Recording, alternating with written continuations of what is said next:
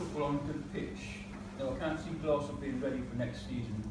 Are you still going to go to a ground share for the next season? Well, if their pitch is not ready, I'm not sure where they're going to go then. So it's a no then? That's a no then. I would say, if their pitch perhaps wasn't ready until September and they came up to us with an offer to play a couple of games for a lot of money, then we might consider it. Because at the end of the day, we have to have a good relationship with them. And I think, to be fair, if you've been in their position as a club, you've got to admire them really the way they soldiered on in adversity. And I think, you'd like to think they treat us in the same way had it been more reversed. Yeah. Whether they would have done, I don't know. But no, as it stands at the moment, they know there is no deal for next year. So what about the money that we're losing? How are we going to... Well, practically fine. We have to... The thing about it is we know we're not going to get that money now, so we then budget accordingly. So, yeah, based off this year's budget, there's a few ups and there's a few downs, but we should be okay for next year. So we've got a few ideas of how we can cover the loss of Gloucester, and how we can still keep the budget the same, down budget the same. So yeah, we've got a few ideas. We just need you lot to drink far more to make up for the loss. To drink quite a lot. Any update on the land swap deal? The land swap deal here? Yes. We're just waiting at the moment for, we had a meeting, Clive came along, you weren't there, Paul, with the council and consultants, and they're drawing out proposals as to how it might all look. Importantly, they've got to understand, the council's got to understand what the cost is, because there will be a cost to the council, because they have to clear that site and then they have to relay it as a car park, they have to put in a new entrance, and all that, and lighting, etc. So there is a cost to the council to do a land swap. But the council obviously is the landlord here, they own this site, they own that site, and holistically it's far better for them to give us an access onto Prestbury Road for the future development of this site, whether that is as a football club or whether it's something else. But for us, we are absolutely determined that this happens. We want to do everything we can to make it happen, subject to consultation, planning, etc., etc. But it is the only way I can see that we can actually ever redevelop this side of the stadium.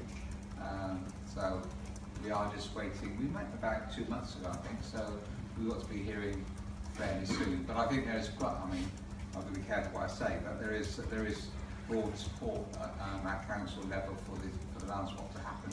Because at the end of the day, the football club is a really important part of the town. And lots of other councils and lots of other towns support their football clubs. And, generally speaking, Chamber Road Council has been supportive of us too. So, how many players does the club envisage bringing in at the club in their transfer window? And are you in talks with anybody at the moment? No, we had a brief chat the other day, sort of set the ball rolling. Obviously, we talk about players all the time, but an official one with the staff. And yeah, I mean, you always want to improve things, don't you? And we haven't had the start that we wanted. We're doing okay now. We've still got aspirations. Obviously, we want to reach the playoffs. Obviously, at the start of the season, we would like to go straight up. Even though you've done a wonderful run, you never know where it's going to take you. But we still want to improve things, of course, and we'll be looking to do that. So there's a number of loans that are here.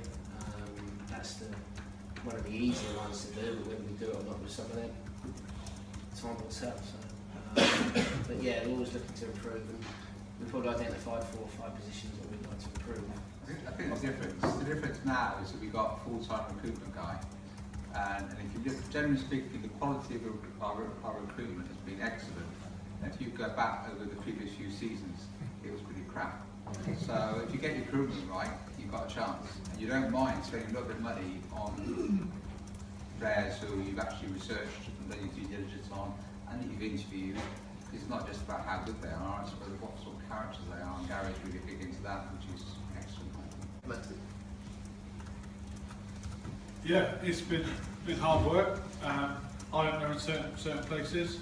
I think look, I'll never try and take all the credit for everything because, like I said earlier on, we make collective decisions and I can't, I can influence, but it's always a board decision. I think we've got some very good cup price tickets coming up, which the board has supported some of my proposals, and we know that FA Cup crowds sometimes are lower than league games. So I spoke to the trust board and I asked their opinion on what they thought was a good ticket price, and they gave it me, and then as a board we emailed around and I said I put forward those proposals.